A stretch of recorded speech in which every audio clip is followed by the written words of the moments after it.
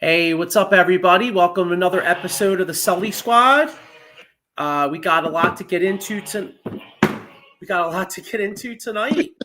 Whatchamacallit? I thought I shut my ringer off, but anyway, lots of baseball. You know, the Phillies started their season. Good weekend in Washington. What's the saying? What's the saying? 2 out of 3 ain't bad. Yeah, the mama said knock you out. Yeah. So. But the one thing that's a little concerning is the fact they only have 2 runs off the opposing team's starting pitchers. But hey, like I said, at least they took 2 out of 3 in Washington. Today they just finished up today. Lineup struggled most of the game, but came on late. Yep. So hey, 6-1, Kepler and Castellanos go back to back. Mm-hmm. So we'll break down that, and so let's get into it. I got my man Sean with me, and then I'm going to add Jeff in a minute here. What's up, man? Had a little technical difficulties, but so I got my man Sean here, and so what's up, Sean? How you doing, bro? Nothing much, man. Phillies pulled out another one, tight, but a win's a win. You got Nicky 3 buttons, like I like to call him, and Max Kepler, man. I think he's starting to come on, man. Do big things, but all in all, ready to rock. Yeah, man. So so like I said, good weekend. Took 2 out of 3. Great pitching so far. Wheeler, go back to Thursday's game. Wheeler gave you, what he usually does. And then of course, Saturday's game, you had Luzardo. Luzardo gave you 5 good innings. Yes. 11 strikeouts. And then unfortunately yesterday you had Nola. Serving meatballs, baby. Yeah, unfortunately you had Nola going yesterday. And I wrote an article on the Stream Punk network about the weekend series, and I like Nola. Nola's good over the course of 162, but the one thing about Nola is it's death taxes and Aaron Nola giving up home runs. Yeah. You know what I'm saying? Yes, sir. And it's unfortunate. So he got yesterday's game was kind of listless. That was a tough one there, but. All in all, not a bad start for the Fightins. 3-1. Yeah, where Colorado now is 1-3. So yeah. So anyway, what's your takeaway so far with the first 4 games? Like, what's your biggest concerns here? Because I like I said, I have a little concern. And then Trey Turner's back, obviously could be a concern. But you took that right. We both agreed on that. We were going texting back and forth, last night. But Trey Turner's back, tweaking his back. We don't know the severity of it. And with a back injury, as well as anything, they're hit or miss. Sometimes you gotta roll with the good, roll with the bad. We don't know how bad the tightness is or whatever, but I think him as a player, I think he's gonna, like today he pinch hit, which was good, was a positive sign. But yeah, just to keep an eye out on that tweaking of the back, I wouldn't panic with Jordan Romano. You know, he had a first. You know, he's filling in for Jeff Hoffman. But all in all, you know, the lineup's hitting. Realmuto came back from hitting a ball off his foot, you know. So, I mean, guys are producing. Schwartz, Sosa had 2 doubles today. So, yeah, I'm looking forward to this week series with the Rockies and also the Dodgers series. The only series they're coming into town this year. Yeah, Your the thoughts? Dodgers one's going to be a big time measuring stick. You know what I Yeah. mean? You got the world champion Dodgers coming in. I mean, they're obviously off to a great start. Yeah. You know, what were they 3-0, and then just the other night, Mookie Betts hit a big home run. I mean, it's ironic. He was really sick and he lost like 20 pounds. He lost 25 pounds since you said that. Yeah. I mean, he said it took the pounds away from him, but he didn't really lose his strength, which is a positive thing. Mm-hmm. But yeah, that stomach bug will do it to you, man. And, you know, but him being an athlete and I think having the best facility, you know, and all that has to offer. So, which was good for him. So, but yeah, I'm looking forward to the series. It's going to be like a benchmark to see where this team goes from here on out. Yeah.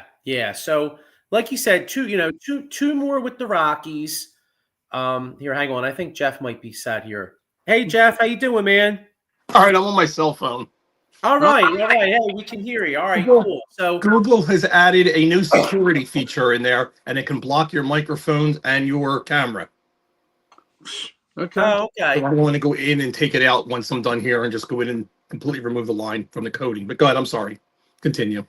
No, so anyway, we were just breaking down the Phillies' first 4 games. They took 2 out of 3 in Washington, and then and then of course today, I said one of my major concerns was other than Trey Turner's back, is the fact that they've only gotten 2 runs off of starting pitchers. They feasted off the other team's bullpens. What's your takeaway from the first 4 games of the season? Anything? I mean, obviously it's early, but anything you would take away? Well, first thing I got to take away is all the Tums that I've been taking because they have been scoring runs early. Yeah, really. My son's chatting back and forth with me today. I'm like, this team better not get into the lull again of not hitting until late innings because I can't take the whole game of sitting there waiting to them to all of a sudden break out and do this. Yeah, I think we need a lineup change if like what you're saying is concerned. It doesn't hurt to tweak this lineup this early in the season, like me and Joey said, where who hits where and all this other stuff. I get it, Schwarber and all, but I'm always down for some change, but Yep. I'm not the coach.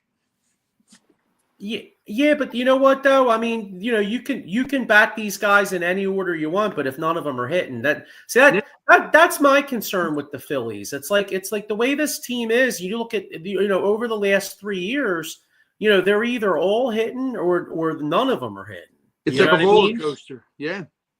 So up and down. You're right. Yeah. Now the encouraging thing is at least they feasted off the bullpens. Like today they really didn't do shit. Colorado goes to the bullpen, and then all of a sudden Sosa. I mean, shout out to Sosa. Sosa's got Sosa was 2 for 3 today, 2 doubles, a run, 2 RBIs.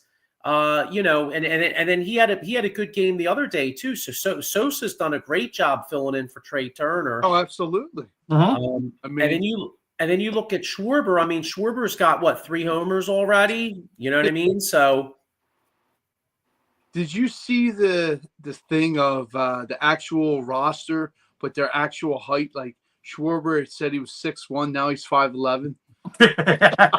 Oh, geez, he's my height, man. He shouldn't be upset. He should be happy. But yeah, I found that funny and interesting.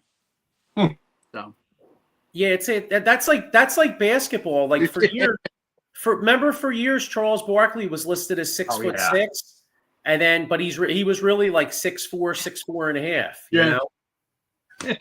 I used to love looking at the back of baseball cards, football cards, whatever, to see their height and weight. Wasn't even close. Wasn't even close. Yeah, exactly. Speaking of that, did you guys see? I don't know if this guy's coming in the draft, but there's a defensive lineman from Florida that weighs like 470 pounds. Yep. Yeah. Yeah, and he ran a, what was it? Was it a 5 or a 6 or something in the 40? But they said that a linebacker, his weight and what he ran is compatible to a linebacker running 3.03, I think it was, or something like that. It's like, holy shit. I think This guy's like a moving train. You don't want to be in front of him because if you want, he's not going to stop. Oh. That's like, hey Jeff, that's me and you run through a wall. that happens with me. That happened with me a lot in baseball. When I play baseball, you don't want to get in front of me because I'm not going to move. And the only way I'm going to stop is if we're going to both crash each other and fall down and make a big mess. Yeah. I mean, I think it was 5.56 for his Like that, 40s. yeah. But the kid is a mammoth. I seen him for his stature. I mean, boy, can he move. I mean, these guys built differently, man, you know, with the size, the weight, and just the mobility and the fluid in the hips. How long, though, you think he could wait, or how long do you think he could make it through a game? Does he get winded trying to run all that? Probably. I mean, if I think it all comes down to his cardio, you know. You know, that's first and foremost, you know, that if he can hold up with that, if he does, man, then sky's the limit. But look at Jordan Davis. He can't do four plays. No. 4 downs. No. You know?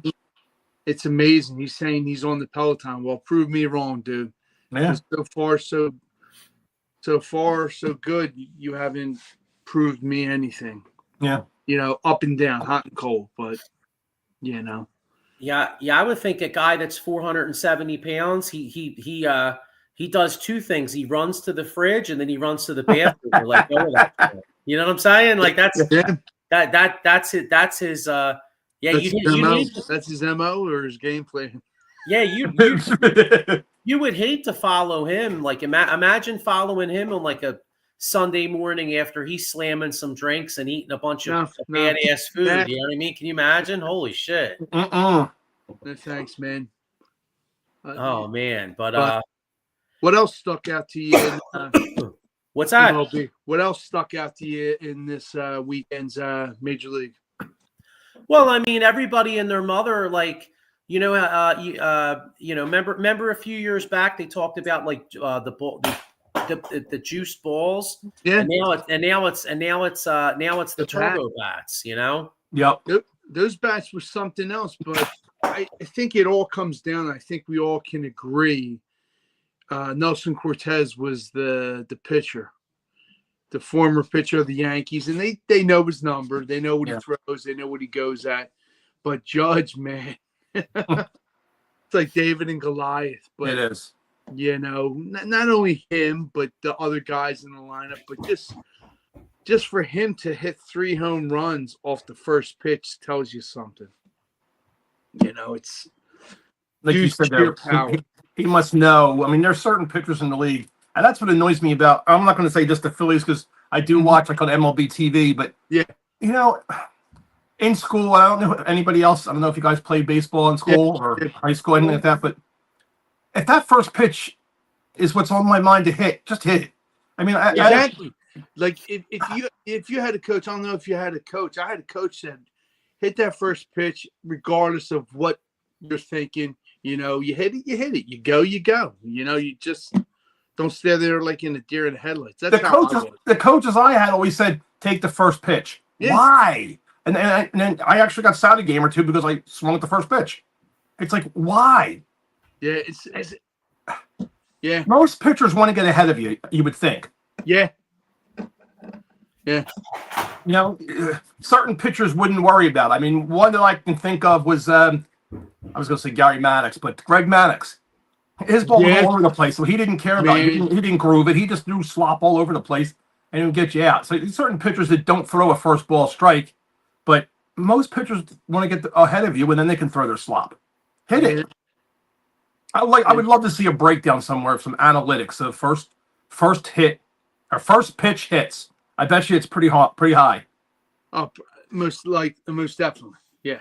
I mean, look at the great Tony Gwynn, man. His plate presence, man. Yep. I mean, he was such a great player to watch. You know, him, Ichiro.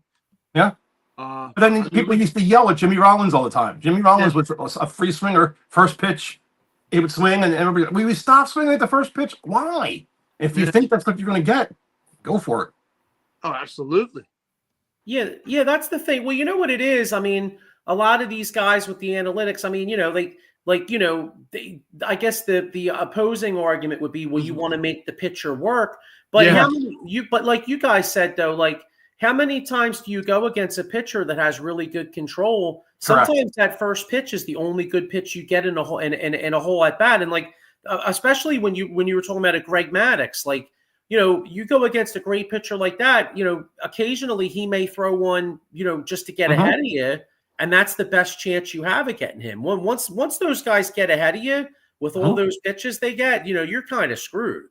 Or they get in, like, I guess you could agree with me, Jeff. Like, they get in your head, these pitchers. They're like, oh, yes, and that's something you want to kind of avoid. But that's the name of the game. I mean, who did that? Like, all those Braves pitchers, Pedro. Yep. We can go on and on, but yeah. You got a comment here. Here's our man Keith Butler. What's up, fellas? What's up, Keith? How you doing, What's up, bro? Keith? So yeah, I mean, but yeah, the Yankees thing stuck out to me. Atlanta's what, 0-3? Yep. Yeah. And so they that just was got good. hit with another kick to the groin. Justin Profar suspended, I believe, 60 or 80 games for PEDs, and he played last night. Yeah, I want to know what he's on, because give me some. Yeah. and then it goes to show you that it's early in the year. I mean, I think the Marlins. I saw, like, somebody made a joke on the I was on my phone or whatever, and somebody made a joke. It said, "Oh, think you could catch the Marlins because the Marlins are like 3-1 or something like that." Oh, you know what I mean? So it's watch Hey, out. the White Sox were in first place the first day. yeah, I know, right? Let's I know. see how that fars. Yeah, I know they'll be lucky to win like 50-some games again. So so that's the thing about baseball, though. You know what I mean? Like, it's what's the saying? Like, a lot of people say that the best teams are going to win about 60. Or I'm sorry, every team's going to win about 60. You're going to lose close to 60, and it's basically the 42 games in between are going to decide whether you make the playoffs or not. That's it. Right. If you think about it, it's pretty true. I mean, occasionally you'll have that great team, like the Mariners from 2001 that won all those games, and a couple of those. I think 1 year, didn't the Dodgers win like 110 or something 1 year? You know what I mean? Something like that. But then you have a team like the White Sox who like totally suck balls like last year. Man, they were like the Titanic. Yeah. Yeah, but most of the time, most of the time it's going to be 60-60, and then you decide the middle, True. And injury-free baseball is pretty key too, as well, like we said, Yeah. So all right. So we're sitting at 3-1. Off day tomorrow. I'm kind of screwed because I'm lucky enough to go to the game on Thursday, and I was all hyped because I'm like, oh cool, I'm going to see Zach Wheeler, and then I saw the rotation that came out. Don't tell me what happened. Well, Wheeler's going to pitch tomorrow night. Wheeler's pitch. No. There's no game tomorrow night. I'm sorry. I meant Wednesday night. My bad. Yeah, Wednesday night. Yeah, Wheeler's going to pitch Wednesday night. I guess you get the lucky. You get more. You get our friend. Walker. Yeah, and Taiwan. I get to see Taiwan Walker pitch on Thursday. I'm like, oh shit. By the way, you got his jersey? Bring it and light it up. Take a bottle of tequila with you because you're going to need it. I know. Well, poor Joey. You went from wheeling and dealing to shit in the bed. Do you know who is sitting? I wanted to bring this to the table. Do you know who's sitting out there who I would take if they can find out a way to get rid of Taiwan? Spencer Turnbull. Oh, he's still sitting out there. Still sitting out there, and he's supposedly fully healed, ready to go. Sign me up. I'd bring him in and see what he's got. Dude, anything's better than Taiwan. If you bring him in a little bit of time for till what's his face gets back, Ranger comes back. If he comes back, he's got me worried with his back. Yeah, the back, you never know. Yeah, I agree with Mike. I mean, we go from Kirkring to being like a 7th or 8th inning pitcher to this BS 6th inning. Like Thompson has to get him out of it. I mean, I like him that one season where he was 7th and 8th inning. But Joe Ross looks good. They should bring Ross in there. Yeah. And then whenever what's his face comes back, Strom comes back. You put him in the 7th, then you put whoever Kirkring in the 8th, and then or Alvarado. He's back, Jeff. He hasn't pitched yet, though. He's just told him. What's his face said? He's just giving him a couple of days to relax, and then little bullpen sessions is what I was listening to. Okay. Some of the stuff today on the radio and all that. So the first game, Romano came in. They had a nice 2-run lead. Romano came in and pissed that away. Did you hear? It's Romano. Oh, it's Romano? So John Kruk, if you watch the game, Kruk was on there saying that he was talking to him today, and he asked about his name because somebody from the Blue Jays said, when you're in Toronto, it's Romano. When you're in the United States, it's Romano. What is it? Oh. And he said he started laughing, and he said, it's Romano. So Kruk called him Romano twice, and McCarthy was on him. Was like, you're never going to get this, are you? He's like, yeah, you know. I got 4 years to catch on. Oh man, that's funny. Well, I'll tell you what. If he keeps blowing 2-run leads, we'll call him Ricky Romano. Yeah. He keeps blowing 2-run leads. We'll call him designated for assignment. I don't know whether it's just elbow. Is it jitters? Is it jitters coming to the Phillies, being on a team that's like, or you never know. Or it's just trying to get acclimated, I guess, to Philly, Yeah. But give or take, you gotta be up to for every game. Doesn't matter where you're playing who. Like Kepler. Kepler was cool today. I heard that he was thrilled to death to play in the opening game. He said he wanted to be in front of fans and hear all this wildness, and he got it. And then he hits the home run. Yeah. I see things bright for him. He's a big dude, like they said. Keep on doing it. We got a left fielder, which gives Schwarbs the DH or whatever. I'm cool with that. We are left dominated, though. If you notice, I really noticed in the lineup. I'm like, holy shit, we do have a lot of lefties. Yeah. I know, and that first game especially, like, showed. Marsh didn't even have to bring a bat up. Marsh should have just literally just gone up with his hat and glove and be like, "Here, I'm done," because he couldn't even touch a lefty in that game. No, he could not. Once again. What do you think at this point? Michael Papernick Jr. says this Phillies bullpen has no roles. This is what bites us in the ass later in the season. Pretty much, yeah. I mean, we're to agree or disagree. Don't you think we were at that same point last year? Yeah.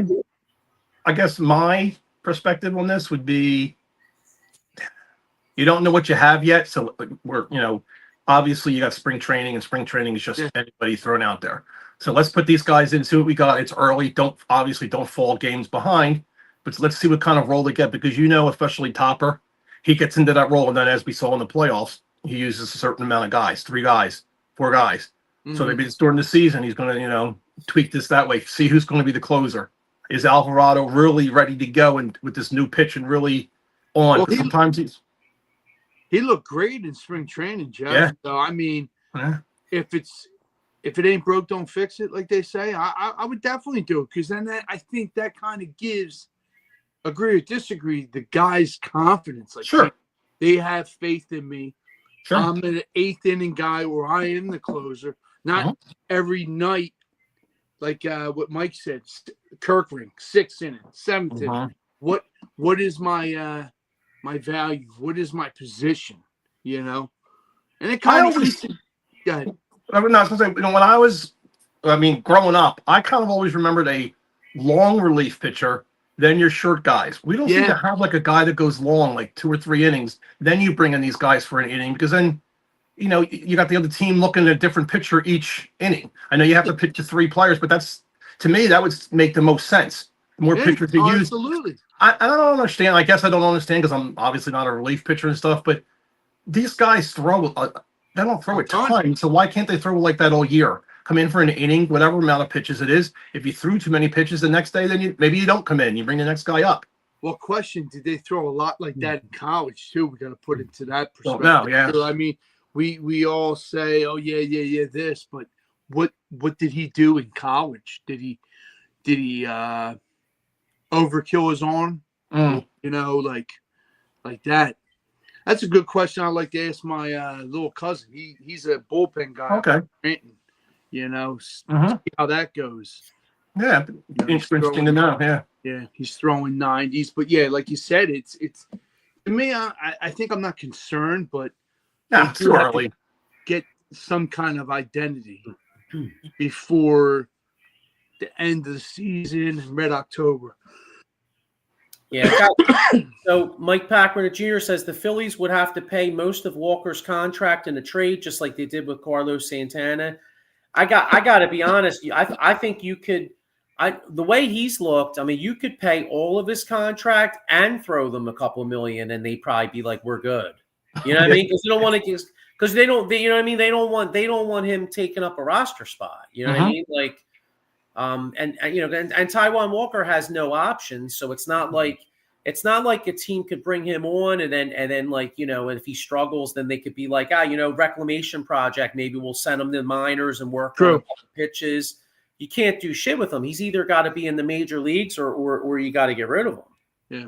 Or maybe he's the guy who's a long reliever. He can probably go an inning or two. He's not bad. Yeah. I think that's what Hamels is going to be.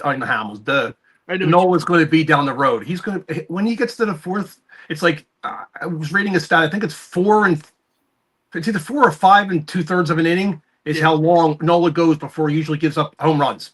Yeah. I was curious on that. I did the little AI, hey, Chat GPT. How many innings does, and it came up with like 5 2/3. It seems like he starts to just get, every once in a while, all of a sudden he gets a lot of energy and he pitches, wants to go all 9 innings. He loves serving up meatballs, man. And we didn't score any runs, granted. He looked good early. I think he gets 2, I don't know. To me, I like him as a pitcher. He's got a lot of strikeouts, the whole 9 yards. But I think sometimes he just gets in a groove and he's like, okay, this is going well. Let me just throw this, and there it goes. Then all of a sudden the whole inning's done. It's almost like a softball pitcher, like in a rec league. Okay, let me throw it over the middle and do salivating. Nighty-night.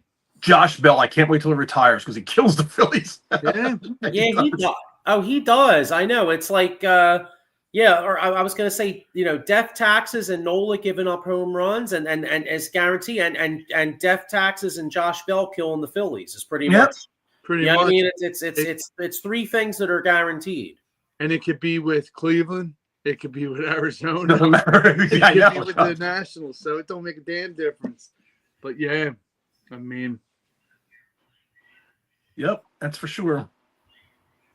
But I'm really liking what I'm seeing in the kid. He has a promising career. I hope they move him up quicker than later.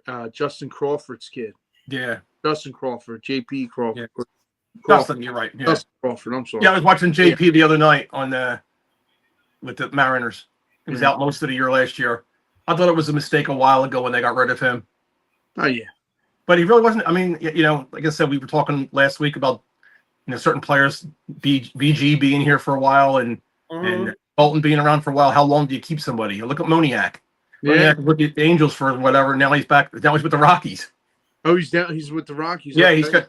Yeah, him and this other guy who hit the home run today. They have the only 2 home runs for the Rockies. Yeah. Oh, Goodman. Okay. Yeah. You guys want to hear? It's amazing. if you look at the 2016 and 2017 drafts, I don't even want to know. I know in Philadelphia, like, well, 2017 in particular, but just take it even back to 2016. You know, the Sixers get Ben Simmons, Eagles get Carson Wentz, and at first you're thinking, oh, we're set up for greatness. Then 2017, Sixers get Fultz, number one. Yes. Flyers get what's the kid? Patrick, right? Patrick at number two. And then the Phillies get Moniak at number one. And like none of them panned out, as it turned out. You know what I mean? Well, the polar bear was there. He's not good. That just stings all the guys. I think I was talking to you and I sent you a text. All the guys that were in that draft. But, you know. Yeah, what do you think? Mike Papernick Jr. says Walker, when he pitched one inning coming out of the pen, pitched well. More than one inning, he was done. Yeah. True. I think most pitchers coming out for an inning, I mean, unless they're total head cases, aren't too bad because you know you got the guys coming up there, they haven't seen any pitch yet. Mm-hmm. I mean, there's certain ones but you know how they throw this and that. But I don't know if it's just me, but it seems like only because I watch every game with the Phillies. But it seems, and it's I want to say that football, most sports, when you have somebody who's who's the most dominant player on a team, baseball is the pitcher, football is the quarterback. If you have a no name that comes out of nowhere, they beat you. But when you have a big name like a Scherzer or anything else, we beat the crap out of them. Yeah. Yeah. How about him? Since you brought up him, I think he should retire. He's done. I think you couldn't have said it better. When I heard that he has to see a hand specialist, that's telling you something. Yep. You know, I mean, you want to go out on a good note, not how many teams or how many years I could play. He's a hell of a pitcher, but I think it's time to hang it up. He's not going to be known as a great pitcher anymore because he's starting to get old. Yeah, it's just like Josh Beckett. He was awesome, but blisters on his pitching end, Yep. Yeah, I mean, obviously in Philadelphia, we'll always remember, Lefty Carlton extremely fondly, but his last, he hung on a little bit late. I mean, I remember he went to the White Sox. He was done at that point, you know. Absolutely. But sometimes, sometimes you got to burn the suit off of these guys. They want to keep, or maybe a guy comes off an injury, like you mentioned, Scherzer, having the injury. Well, I'll tell you, when I think of injuries, like obviously Max Scherzer. I mean, he's rich as balls, so he doesn't need any money. But anybody out there, if you get hurt on the job, or if you get a, if you slip and fall, whatever. Call my man Jason Fine, a.k.a. Attorney Big Al. It's motor vehicle accident, slip and fall, workers' compensation, or personal injury claims. He's got 3 offices throughout Pennsylvania, New Jersey, 1 in Philadelphia, PA, 1 in Cherry Hill, and 1 in Pittsburgh. So you get hurt on the job, man. You know what I mean? Call my man up. He'll get you paid. Let me see. I'm curious to see how long Jacob deGrom comes. Yeah. Season. He's another one. Well, Christ, Jacob deGrom. Now, if he wasn't rich, I mean, he would have Attorney Big Al's number on speed dial. He gets hurt every year. Yeah, you know what I mean. That dude's just by pointing his finger, he sprains it. Mike Papernick Jr. says last season when Walker pitched, he looked like he was just going. Yeah, he did. True. He had a smirk on his face in one game when he was being booed and he walked off, and he had this smirk on his face where I wanted to jump on the field and punch him out. I'm getting paid. You so big, man. That lost me right there. I don't even want him on the team. Yeah, but do you think sometimes though maybe that could be like a defense mechanism, you know what I mean? Because like it's almost like remember like McNabb and then Rodney Pete, like both of those guys did that. Like every time McNabb is the guy you think of, but Rodney Pete too. Like anytime he throw an interception or something, he'd be smiling. You know what I mean? Now, he always smiled. I think he was on. I think he had a commercial on the back of his helmet for teeth whitening or something. Yeah. Well, then again, he goes home to Holly Robinson, Pete, the actress. So maybe that's why he's smiling. You know what I mean? There you Turn go. that frown upside down. That's what's helping Justin Verlander, his career. Kate He's going home too. Nothing else to say there. Yeah, So we have an interesting week. We could have, which I would love to see, Carson Wentz be the starting quarterback for the Pittsburgh Steelers. That would be hysterical. Is that a rumor? Because they're talking because Aaron Rodgers, he's another one who's done. Aaron Rodgers now is in the same boat with me as Brett Favre was. It's done, buddy. Get the hell out. Sure you don't want to go to the caves with me, Jeff, and smoke some mushrooms, buddy? We'll just I just think it'd be fun to watch. Just interesting. In Pennsylvania, you got two quarterbacks who don't like each other, and one who think about it. Yeah.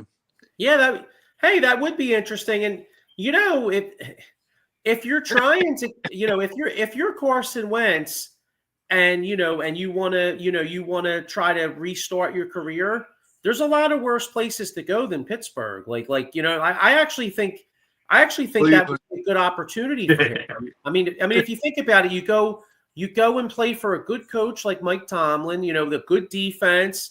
They went out and got DK Metcalf, so he'd have weapons. They have Metcalf and Pickens. The tight end, Freiermuth at tight end. Yes. They need a runner, but they got a good defense, so the defense isn't bad. I don't know about their offensive line. They have that running back. They got Warren. They got rid of what's his face. They're supposedly. And I hate Pittsburgh. I hate the Steelers. I don't know why. This is one of those teams I just hate. But I would love for him to be on that team. It would just be interesting and fun. I always was fond of the steel curtain defense. Yeah, back in the day. Mean Joe Green. Always remember the commercial. Yeah. Throwing the soda to the kid, and then throwing the jersey. Embedded in my mind. It's like a tattoo. What is it? Have a Coke and a smile, right? Coke and a smile, yeah. That's what Eddie Murphy said. Had a Coke and shut up. I know. That was back when Eddie Murphy was hysterical, man. Even now in Kensington, it's have a Coke and die. Unfortunately, they got to clean that place up. I was just watching something the other day, and they were putting all that money down there. It's a shame because my parents were from there. I think when Joe, wouldn't you say your parents were from that area or something? No. But you know what it was? My uncle used to have a tasty cake route. That's what it is. Okay. That's what it is. I work in Port Richmond. What's that, John? I work in Port Richmond. So okay. Cool. You know what it's like in the area, and I mean, there's things that could be done. I mean, all these buildings and things like that are open in places like that. They got running water and electricity. They have to. It's part of the getting out of a building. In chapters 11, well, fix these buildings up and have a place for these people to go. Then try to help them from the inside out in a different way. Get them off the street so there's not so much riffraff. Then clean up the streets, and there's ways to start, but everything else just seems to be more important. Mm-hmm. It's ridiculous. Anyhow, that was my rant for the night. I'm sorry. No, I hear you. I mean, I remember back in the day. I mean, it was sad, but we used to serve the 7-Eleven that was right at Kensington and Ontario. Wait, was it Kensington? Yeah, Kensington, K&A, or Kensington and Ontario. No. And I remember going in there and oh man, it's you saw some stuff. We'll put it that way. Mm-hmm. I got a comment here. Mike Kaepernick Jr. says Rodgers is the only pro athlete who smoked peyote, which is a hallucinogen, and I can't see how the NFL allowed this after he admitted to doing it. And then Mike Kaepernick Jr. says, I grew up in Feltonville in Kensington. Yeah, Mike. Well, back in the late 90s, my uncle had his rail. He started in the 89. He bought it. And then I worked with him after high school from 97 through 99. We used to serve the Ellen Erie Wawa, Castor, Wyoming Wawa. There was an Acme there. There was Friends Hospital. We used to serve Friends Hospital. And then all them mom and pop stores. Mike probably knows this. I'll tell you what, a great hoagie place back in the day was Hoagie's Plus, man. Oh my God, they used to have great cheesesteaks right on. It was like F and something, I forget. Actually, I'm drawing a blank. I know where it is, but it's, dude, I'm going back like 27 years, so it's hard to remember. You know what I mean? But it was great. Maybe Mike knows, but yeah, we're bringing back memories of the old route. You know. Mm-hmm. So, all right, well, we're going through all the sports, and now I'm going to talk about Torts getting fired, which I love. Cam York, thank you, exactly. But you know what? Cam York was professional. You know. Yeah. He came and he said, "Yeah, we had a disagreement, a falling out." You know, and he kind of respects him. Said he's a good coach, but whatever happened, you say what you got to say because you might be playing on another team and you don't want that to follow. Yeah. But I'm glad he's out. Torts has never been a rookie coach. He does not like rookies. He doesn't, done. I'm just happy he is gone. And Tockett's name's coming up as a guy to come here. I'd love to see Tock come here. Oh, that'd be sweet. That would be sweet. Good old 92 come back. There we go. G and Tioga. I got my streets mixed up. Yeah, there you go. Tioga. There we go. Yeah, that place was banging. But I'm with you though, Jeff. I mean, I feel like a guy like Torts has a shelf life. You know what I mean? Like he's okay for a year or two, but then, you could kind of see. I mean, these guys were done with him, and you could see it the minute he got shit canned. I mean, the minute he gets shit canned, all of a sudden they go out and they win 2 in a row, and they're out there playing loose. And Michkov, I think, has like 3 goals or 4 goals since then. He's got the most goals by a rookie player this year. Not the most points, but the most goals. Yeah. So I mean, and the thing about the Flyers too is like, basically, you're going to have to judge them with this offseason. Like you have, like Briere finally has money to spend. You know what I'm saying? Like they're going to have like $20-some million of cap space. And I was reading an article where they said that, with all the picks the Flyers have and the money, there's some restricted free agents that they could go off. Like there's a center, I think by the name of Rossi that they were talking about. A few other guys. Because that's what this team needs. I mean, if you look at this, if you look at this Flyers team, on the wing, they're not terrible on the wings. You know what I mean? Like if you look on the wings, you got Konechny, you got Forrester, you got Tippett, and then of course you got Michkov, and even guys like Bobby Brink. You know what I mean? But they have a bit, they're like a donut. They got a big hole in the center, and the goaltending. Ursan was decent last year when he was in combination with Hart. Yes. But Ursan is not the number 1 guy. He's our backup guy. Unfortunately, Tedetov back to Russia. Sorry. We did everything we could, got him here. And the other guy, I don't think his mind is here. Remember, he wanted to come here, then he didn't. Then he wanted to go back to Russia. Then he's here again. Send him back. I don't think he has what he needs here. They've got 2 young guys down there that are kicking ass right now in college, and in I forget where the other one is. He won like he won goalie of the month or something. He's just playing off his, but he said he's been getting better and better and better. We need a steady goalie. Yeah, that's the one thing that most teams have out there. That would be adequate. I don't know who's like free agents right now because you got your big teams that have them, but I don't really know who's out there. You got to have a defense around it too. I mean, you could be one of the best goalies in the league. If you don't have a defense, it's going past you. What about Anthony Solar, who plays for? We had him, and we let him go, and he's been playing good. That's the thing. We had him. He didn't play great here. He played okay, but we didn't have a defense. That's what happened. And remember the other guy that came in too from the Red Wings? We had him for a little bit. I forget his name. Totally drawing a blank. But he was horrible here. And then he left, and it was great. He was a starter for their team, for the Maple Leafs. Yeah, it's amazing.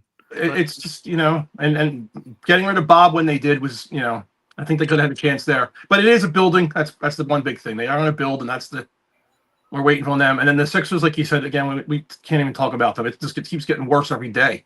Yeah, really? I think Nurse is going to be the scapegoat. He's gone. They're saying he's probably gone already.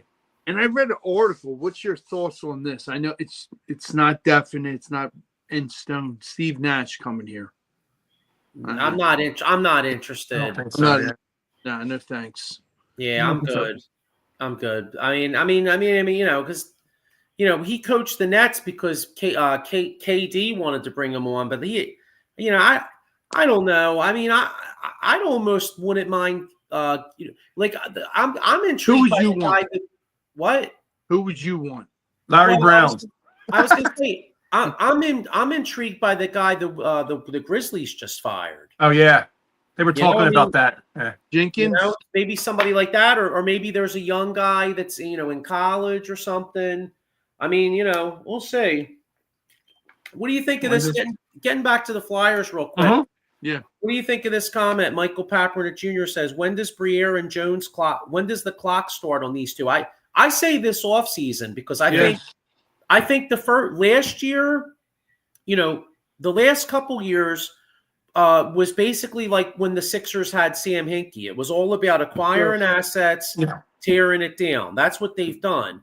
So now this offseason, you have cap space, you have 3 first-round picks, you have a bunch of second-round. I mean, basically, they have tons of picks and tons of cap space.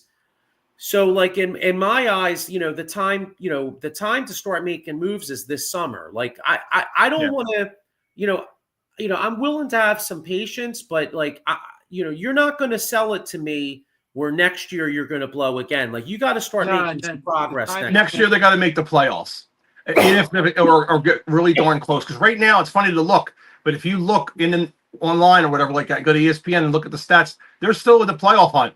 Believe it or not, they're not knocked out yet. They got to win just about every game, but they're not knocked out yet. But you got big name teams already knocked out. It's funny because on Facebook you see this big cloud and it says "Come and join us," and you see the teams up in the cloud like the Kraken and Utah and all the other teams. Columbus are all up in there looking for the next team that's going to they lose the next game, they're out. So they're not even there. They're actually not bad, but I think the big thing for me is Jones and Briere played hockey. They played a different type of game. They played a small, tough game. Both of them were tough little guys and skate quick when Jones was young before his knee injuries. Mm-hmm. And then they played hard. And they've also been around a lot of coaches, and they were also around a lot of young guys. So I think that helps a lot. So now they've got ideas what they're looking for, where some of these GMs and some of these coaches and some of these scouts out there, they don't know what they're looking for. This guy looks really good night to night, but maybe he doesn't have some intangibles, or he doesn't have a leadership type quality, or this and that, whatever it is. The what ifs and the whatnots. Yeah. So true. I couldn't agree more. Mike Papernick Jr. must have a pick for Sixers coach. He says his pick will never happen. Jay Wright. Absolutely. I said that to a guy. In a heartbeat. In a heartbeat would be awesome, but I think the way I see him on TBS, he's breaking down a game he loves and he coached. Yeah. College He's basketball. done. He's not coming back, and we don't have the players. Come to this shit show. He would say, "Okay, we'll keep this." What's I don't even know the guy's name that's scoring points left and right for us. This rookie guy. Quentin Grimes. Quentin Grimes and Max are the only two I would keep. Everybody else, sweep them all out and start from scratch. Then you bring in Jay Wright, because I wouldn't want to pick up that mess. Yeah, I don't see it. Shame. The Sixers are in such a terrible position because they have all these guys with max contracts and none of them are even playing. Now, the only way the Sixers would become a little bit of a draw is if somehow the ping pong balls work out for them and they get the number 1 pick and they could get that would be flag. Beautiful. Yeah, because then all of a sudden if you're going forward with Cooper Flag and then you got Maxey, you got McCain. You could have a 3-guard rotation of Maxey, McCain, and Grimes. Now, I don't know if Maxey and McCain can play together, but you know what, though? Next year, in my eyes, you start out the year and you see if they could play together, right? Yeah. And if they can't, if they can't, and then also you gotta see about Embiid. I mean, and we all think it looks like Embiid might be done. But you never know. I mean, maybe some miracle happens and he can come back and give you something. We'll find out about after all these surgeries. And then there obviously has to be a clause in there, an injury clause, get out of the contract situation, because extending him with all his issues was, I don't know, there had to have been a reason. You don't do that. I'm sorry. Morey's just an idiot. First of all, he needs to go. We need some new blood in here over the team. I don't think Comcast really gives a crap about the Sixers. To be honest with you. Nah, they're like the bottom feeders. Yeah. Yep. I don't want to see us like that. We need to go back to having fun in the Sixers and everything. And it's just the other teams obviously are like I said, everybody's kind of giving the Flyers a break. They're on the coattails of the Phillies and the Eagles, which is good. But the Sixers, I don't even put them on. I flick through the station. Why would you? Because what product they're going to give you, Jeff. It's a waste of time and effort. Yeah. You'd rather watch a cooking show. Yeah, you're right. I watch the news and I see the one highlight, and that was the highlight of the game. I would have watched a whole bunch of nothing for that one highlight. Mm-hmm. I just can't do it.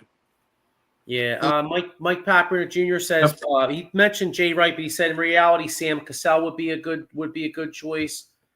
Michael Papper Jr. says Sixers should fire Morey and hire former GM with 3 championship rings.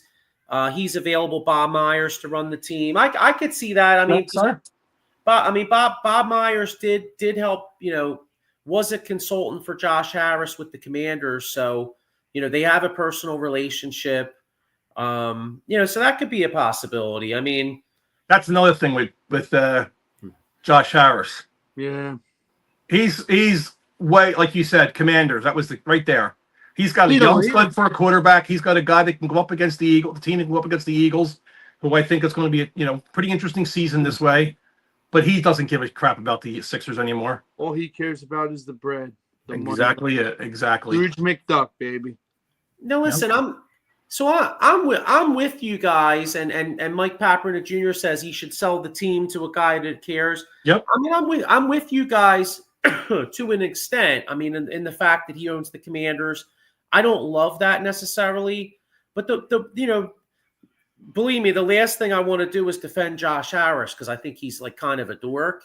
But the only thing I'll say in his defense though is that like he does spend the money. I mean, the Sixers the Sixers are in the luxury tax.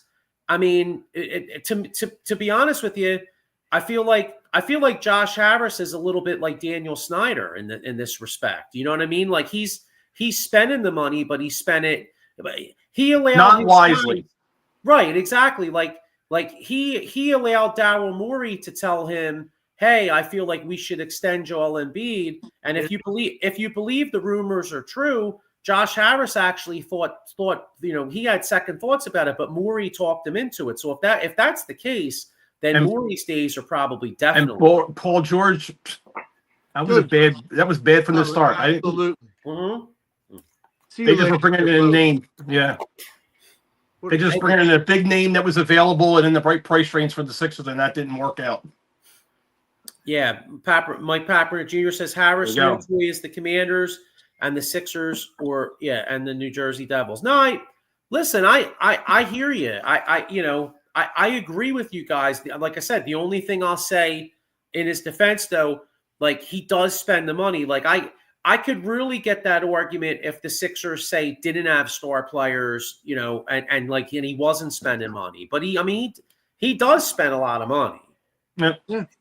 I'll give him that. I guess I'll say it this way. I guess I got enough confidence to say, I guess I'm disappointed because at one point, maybe 2 years ago, I used to sit around with my boys and we'd watch the games and this and that. And now there's nothing. And the other teams are doing everything now. And, like I said, one team rising, the other 2 teams are there. And it's just like, okay, this one team now is gone. Yeah. It's like an embarrassment. See, we got kind of spoiled, I guess was the word I was looking for. We got spoiled with the teams that we have. What do you think about March Madness? How you like it so far? All I've done is see that Duke was winning, and I had a feeling they were going to win it. I didn't play any pools because like I said last week, I didn't know half the names of these teams. I got Duke in Florida in one. There you go. And what Duke was up against? What, Houston? Duke is going to play. What is it? Yeah, Duke and Houston. And then Florida. I'm sorry, Duke and Auburn. And okay. Houston, Florida. Okay. There you go. So. Yeah, I like Duke versus Florida in the final. I think Duke wins it all. That's what I have. That's what Yeah, I they showed they can win without the flag. Kid's something special. When he's not in, that kid Proctor. Yeah. The His stock went up. Yeah, two freshmen, Yeah. the African kid, man, 7'2", and the other guy. I'm not gonna butcher his name, the white kid, but he's another one, man. He can play. They all can play. Yeah. And the coach is awesome. You know, he had a great NBA career until he got poked in the eye and he was done. Yeah. Yeah. If you saw that story. Yeah. You were saying something about it last week. Yeah. They called him like the white Jesus, man. That's how much he was good at balling, and one quick poke to the eye, done. Legally blind in the eye. That's all it takes. I mean, unfortunately, any of the players, you think about it, one injury, one knee, one smashed knee, one whatever. Yeah, but now he's just giving his gift of knowledge and the game, love of the game, and showing these kids how to play. Yeah, that's like you said, love of the game. I think that's the biggest thing that you have to have with any of this kind of stuff. Any kind of coach, you still have to love the game. Mm-hmm. Yeah, Mike Papernick Jr. says he doesn't watch college basketball anymore because all the one and done. Yeah, I feel like that's played a role in it. I mean, and the other thing is with this tournament, I mean, there haven't been a lot of great games. I mean, a lot of these games, you know, like you look at the Florida game the other night was pretty good. The Florida. Is that the one with the 3-point shot at the end? Yeah, that was a pretty good game. I saw, I watched a little bit of that, and then Duke beat the shit out of, they won by 20, so that wasn't much of a game. And then I was watching a little bit of the Auburn game last night, and Michigan State just, they're that grinded out team. They just didn't have enough. You know what I mean? Like they would occasionally cut it to like 8, 7, 8 or whatever, and then Auburn would come down, hit a 3. Like they were trying, but they just didn't have the firepower. So, but yeah, I like Duke to win it all, and then hopefully in a couple months Cooper Flagg will be in a Sixers uniform, because that would really change the fortunes of this franchise. Oh, it would turn that frown upside down. Yeah, I mean, then you have Embiid come off the bench. I know, right? I mean, we're still screwed with the salary cap, but at least that would give us a few young guys to watch and develop, and then you go in the next year and you gotta pray that somehow Paul George shows something. He's gone. They're gonna get rid of him. They've already, if they could get rid of him, the rules, you can't get rid of him this year, they would have gotten rid of him. At the trade deadline, he was another year for his podcast, so he's here to stay. Yeah, but I know, but it's easier said than done, though. I mean, he signed for 3 more years at a max. You know what I mean? Like, so you gotta hope a team like maybe like in Atlanta or like a Sacramento type team that teams that are like fringe type playoff teams. Yeah, that maybe become delusional and go, hey, if we add Paul George, maybe we can improve. Right, a team that thinks that they can utilize his talents into what they have. That's the problem. He's not a fan draw. Like teams would love to have Embiid because he's a fan draw because of his name. But now with all the injuries, I don't think he's much of a fan draw like he used to be before. Everybody would go to a Sixers game because they wanted, LeBron up against Embiid and Curry against Embiid. Now it's Curry against Maxey, LeBron against Maxey. That don't work. Nah, it's such a shame. I feel like we're going to look back at this process era and this Embiid era, and it's going to be like the great what could have been, because you look at talent wise, like Joel Embiid's the most talented big man I've ever watched in my life. Like, he has more skill than any guy I've ever seen. As far as he could shoot the 3, could shoot 80% from foul, and yet he just can't stay on the court. Let me throw something real quick in here because I know it's 7. What do you think about tomorrow's vote on the tush push? It stays. Oh. It stays. It's babies saying we can't stop it, so let's stop it ourselves. I've read stuff on Twitter, and an executive said The reason why they executed with Wentz a 4th and 2, we had the O line. We know how to run it. We got Wentz. We got Hurt. They did just like a regular play. So Green Bay Packers, if you're listening, stop bitching. It's exactly it. How many players got hurt last year doing the tush push? No one. How many Zero. teams executed like the Eagles? Exactly. A couple. The Bills actually had a better record with Josh Allen than we did. Exactly. But enough of the bitching, like you said. I know. Move on. Well, that's actually the thing that pisses me off the most is that Sean McDermott's one of the guys making a big deal about it. It's like, dude, you guys ran it almost as much as we did. No. And you didn't. And they didn't do well. You didn't. Yeah. You got effed with Jared Goff. Enough said. Yeah. You're no Hurts. Sorry. Nope. Next. Unless you've got legs. I mean, you got three pairs of legs now. You got Dillon, Barkley, and Hurts. Right. I mean, it's unstoppable. It is the quad show. We found it. We do it. We do it the best. And it's part of, I hate when they tinker and change the rules of the game on something that They hate us because they ain't us. They do. That's right. They wouldn't do it. They would even think about taking this away if it was the Chiefs. Think about it. You know why? Or Patrice would be crying. Just like that one thing my brother sent me before we go. Oh, we're not going to lose, blah, blah, blah. How'd that work out for you, buddy? 40-22 ass whipping. That's right. That's right. Please. Mike Packard Jr. says, fuck every team in the NFL. I hate all 31 of you. It's very true. Pretty much. That's true. And then, I mean, but I like you said, like you guys said, though, even if they ban the tush push, I still think the Eagles would be extremely successful because if they ban that, what do they do then? Instead of running it forward that way, they just have to run a sweep and do the same thing? Is that still a tush push? No. You could still do it. You could still do a quarterback sneak. The other thing is, too, there's a little bit of a loophole where I think they say you can't do it like on the snap or something like that, but like maybe if you wait a second or two. What's that? Like a quick snap, like boom. No, I forget. They were talking about it. I didn't. They were talking about it on the radio. They said one of the guys that was reporting it said like the Eagles might have a workaround. You know what I mean? Like it shouldn't be. We're executing it just like all of us said. Pick up your tissue, stop your whining. It is what it is. We're the best at what we do. You don't like it? Oh well. How many years? I mean, back in the day, remember Refrigerator Perry? They stuck him in there just to pound through people. I wonder now that you say that, Jeff. Before we go, you stick Jordan Bellada's big 6 foot ass. 8 ass, 380. He's going. You're probably going to cry about that too. He'll just step on the people and go over. You ever watch him play?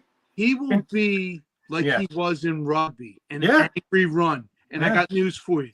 Good luck trying to tackle him because that man is so damn big.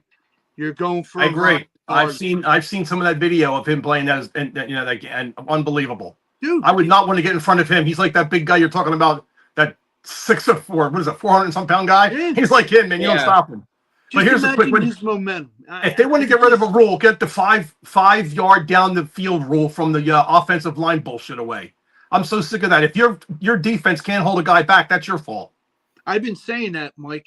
I put him in the backfield.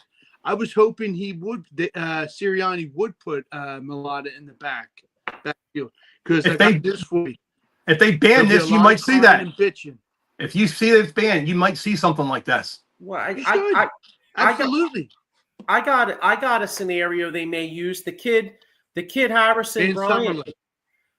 The kid Bryant that they signed that that used to play for Cleveland.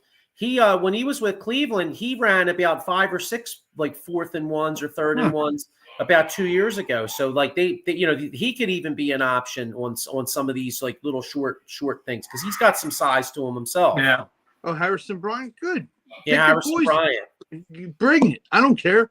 I just want to shut people up. Someday I'm just waiting for my grandkids. Nothing's on the horizon yet, obviously, thank God. But One of them says, "Daddy, why are those players wearing flags out the side of their pants?" Because that's where this league's going if they continue with this crap. The no fun league. Don't say that. You remember that? You already got that I shit agree. in the Pro Bowl. You got it in the Pro Bowl. Yeah. Might as well put skirts on them and have. That's what it's like. I love watching old football games, and there was a Facebook thing out there. Somebody said Eagles' best hits, and you saw B-Dog pick up a guy and literally throw him back, almost like what Cooper DeJean did with Henry. But that you see was the Redskins game. Dirty Wooders, man, taking people out. You just saw guys plastering, just laying on the ground. That was football. I understand there's CTE and everything going on, but there's also different types of helmets and things you can also wear and different ways of doing things. I understand, those types of rules, but they're just taking so many things away and adding on these, like the kickoff thing that was just said there. This kickoff stuff's another bunch of crap too. That's a joke. You're as a guy Devin that Hester, plays another, special teams, you're taking it away from the wedge breaker and the gun. Yeah. Devin Hester wouldn't have had a chance in this league. That excitement, a blast, a pop, or Mel Gray, Devin Hester return. Yep. It's just you're taking away from the game. Deshaun Jackson, we didn't see him there either. I mean, it's a lost art. I get you're trying to protect the players. That's all I'm going to say. And leave it like that. All right. Go ahead, please. No, I was going to say real quick before we get out of here, let's get Phillies. Phillies got 5 more games this week. 2 versus Colorado, 3 versus the Dodgers. So before next week's show, what's our record in the next 5? Obviously, we got 2 more against the Rockies team that's not good, but then 3 against the world champ. So how are we doing in these next 5 games? If they can hit 3 out of the 5, they'll win. Yeah. Okay. Sean, how about you? I agree with that. Yeah. Yeah, that's what I'm saying. Yeah, I'm going 3 out of the 5. I think they may even slip up for unfortunately, I think the game I'm going to might be an L because Taiwan Walker's and watch him have a 9-inning game. Yeah, and then hopefully, well, put it this way: hopefully they get some runs that game. Yeah. And then the Dodgers. Yeah, I mean, and then hopefully they could take 2 out of 3 against the Dodgers. That would be a nice series. So, but anyway, all right, guys. Well, look, it's been real. It's great to have baseball back. Mm-hmm. Hang on, I got one more comment here. Mike Papernick Jr. says Phillies 3-2. Yeah, we also be about the same thing. Yeah. Sounds good. Yeah, and when you're playing the Dodgers, I mean that's shit. Obviously, I'd hope we go 5-0 or 4-1. But you're playing a top-notch team. So 3-2, I'd be all right with that, and that would put us at let's see. We play the good teams. We play the good teams tough. We play the teams that we should beat, like the Marlins and stuff, and we lose. Yeah. So it's like we're going to beat the Dodgers 2 out of 3 or whatever, and we're going to lose 3 games straight to the Marlins or something. That's just how Philadelphia Phillies are. Yeah, that's true. Yeah, I know. I remember. Back in the day, it seemed like the Marlins always beat us. Yep. And the Cardinals. Yeah. So, all right. Well, listen, it's been real. Go Phillies. Go fight. Flyers, and Sixers. Keep taking those L's. We need ping pong balls. Make it look good, but lose them. Yeah, we need ping pong. I don't even give a shit if they make it look good. I mean, the Sixers play. The Sixers are literally picking dudes up off the street and then playing them like 30 minutes a night. Yeah, they got dudes in the lineup I never even heard of. Like I just happened to check the box score. And I'm like, I was pulling the Conor McGregor. I'm like, who the fuck is this guy? You know what I mean? You never know when you're going to find a Kurt Warner in a store bagging groceries on your team, right?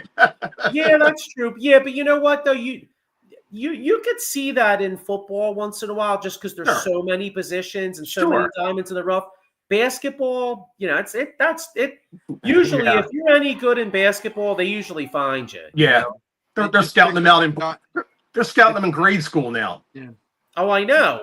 There's kids like there's probably a little jerk off kid that's like 10 years old that's like cocky and arrogant as shit because he's got a scout looking at him, and meanwhile he's like 10. You know what I mean? Well, before we go, real quick, Noah Crawford, ranked number 1 for 6th grader. Oh my God! Are you serious? They actually do. Yeah. Yo, that's Jamal. Yo, let me tell you something. The kid got ball handling skills. It's Jamal Crawford's son. Yeah. I've seen ball handling on a 6-year. Isn't there some high school kid that's like 7'8" or something, or 7'6"? I saw something out there. There's this basketball player where he's like, it reminds me of Sean Bradley, except this guy actually has a little bit of girth to him. But he can just take his hand up and like slam dunk, not even slam dunk it, just go like that and the ball's in. Well, Florida Gators have a guy like that. Okay. Yeah. Maybe that's, but I know there was somebody out there thinking, it's not fair. Just stand the guy down at the rim the whole time, as long as he's not in the paint. Hey, Sean, you were talking about a teenager with ball handling skill. Dude, a lot of teenage boys they do a lot of ball handling because, you know what I'm saying? I mean, let's keep it real, right? Man. And you know what? And we're going to close out on that. Go Phillies. And you mentioned and you mentioned Sean Bradley. I got a story for you real quick. We would, obviously Sean Bradley was 7'6". Like it's kind of hard to like not, like we played paintball one time and we're up the mountains and this one guy that we were with was like, "Oh, do you think that's Sean Bradley?" I'm like, "No, it's another 7'6" white dude." You know what I mean? Like there's so many of them running the fuck around, It's Can big. you imagine? It just looks just like him. Like, nah, it's not. No, it's not Sean Bradley. You know what I mean? Like, the fuck? He's famous for Jimmy Lynam saying he's tall. He's tall. Yeah, he's good. He's tall. And he's famous because he was in Space Jam. That's it. That was one. That was one that I remember back in the day. I used to watch Sports Final back in the day with Howard Eskin or whatever. And I remember before that draft, he had Sonny Hill on, and that's one Sonny Hill was wrong on because I remember Sonny Hill saying he thought Sean Bradley was going to be really good, and boy, Sean Bradley just. You know what's ironic though? He actually had for as bad as he was here, and for as bad as he was for being a second pick, or he actually had a long career. He played because he was with Dallas for like a shit ton of years. If you think about when he was drafted here and what we had as teams here, we didn't have that much going on, so he was supposed to be the savior.